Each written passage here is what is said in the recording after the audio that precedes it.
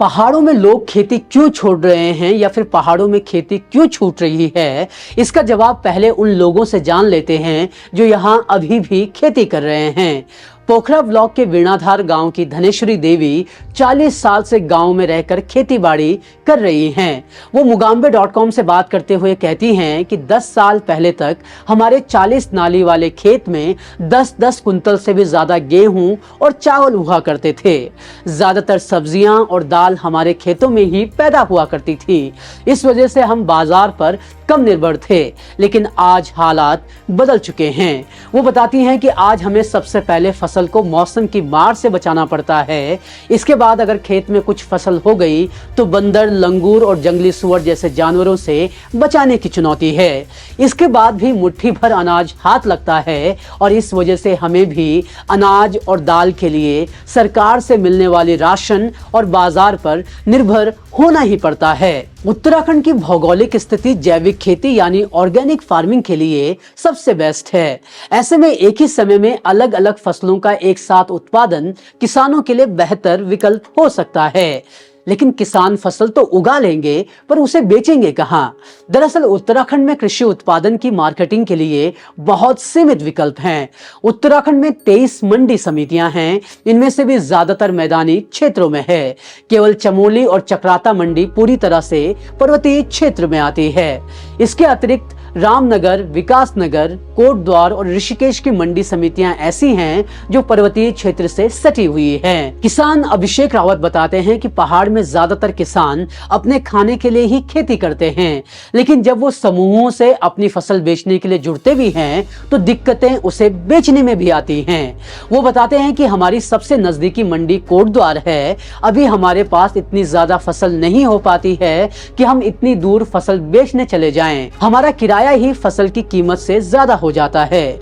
अभिषेक ये भी बताते हैं कि हमारे नजदीकी बाजार में मांग इतनी नहीं होती कि सारी उपज एक बार में बिक जाए।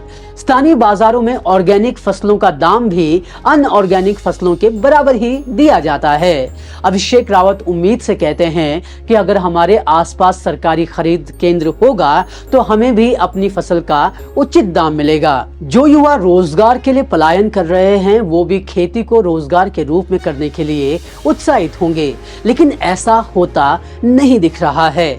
खेती से कुछ बेहतर ना निकल पाने की वजह से लोग लगातार पलायन कर रहे हैं और इस तरह कृषि की जमीन बंजर पड़ती जा रही है। पहाड़ में लोगों की कृषि से दूर होने की एक बड़ी वजह क्लाइमेट चेंज भी है। भले ही शहरों में रहने वालों को जलवायु परिवर्तन ज्यादा ना महसूस हो, लेकिन पहाड़ों में खेती करने वाले इसकी मार झेलना शुरू कर चुके हैं। उत्तराखंड में सर्दियों के मौसम में होने वाली बारिश लगातार कम होती जा रही है। इसके उलट मानसून में होने वाली बारिश लगातार बढ़ रही है। 2023 के ही आंकड़े देखें तो जनवरी से फरवरी के बीच सामान्य से 82% कम बारिश हुई थी।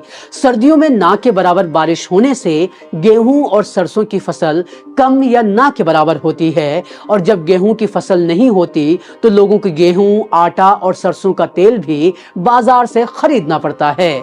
जलवायु परिवर्तन की वजह से हिमालय गर्म हो रहे हैं और इससे क्रॉप साइकिल और मिट्टी में नमी में काफी ज्यादा बदलाव आ रहा है और ये बदलाव पहाड़ के किसानों के लिए कतई मुफीद नहीं है। प्राकृतिक तौर पर भी उत्तराखंड के पहाड़ी क्षेत्र में खेती करना अपने आप में एक चुनौती है। यहाँ खड़ी ढलानें हैं जिनसे लगातार मिट्टी का कटाव होता रहता है और बदले में ये यहाँ की जमीन को कम उपजाऊ बना देता है। दूसरी तरफ जंगली जानवर हैं जो फसलों को बर्बाद करने में कोई कसर नहीं छोड़ते। खुद कृषि मंत्री गणेश जोशी बताते हैं कि सीमांत क्षेत्रों में लोगों के पलायन का एक बड़ा कारण जंगली जानवर हैं। किसान विनोद जुगलान कहते हैं कि उनके 2 भाई नौकरी पेशा हैं। नौकरी पेशा भाइयों के बच्चे भी नौकरियों में चले गए हैं। खुद विनोद अपने खेत को बटाई पर देते हैं, लेकिन कभी ओले और कभी बेमौसम बारिश से फसलों को नुकसान पहुंचता है। वो कहते हैं कि अनिश्चितता से भरी खेती को नई पीढ़ी के हाथ में सौंपने की सोच अब पस्त होने लगी है और ऐसा सोचने वाले विनोद अकेले नहीं हैं। विनोद के खेत में काम करने वाले बंदे ने हाथ खड़े कर दिए हैं। खेत के मालिक को जितना नुकसान हुआ, खेत में पसीना बहाकर अन्न उगाने वाले किसान की उससे भी बुरी हालत हो गई है। मालिक मजदूर दोनों निराश हैं और जब दोनों ही निराश होंगे तो एक दिन थक हार कर ये भी खेती छोड़ देंगे। और इसमें फ्री राशन नहीं बल्कि उत्तराखंड के वो हालात शामिल हैं जिनमें सुधार लाने की जिम्मेदारी सरकारों की है।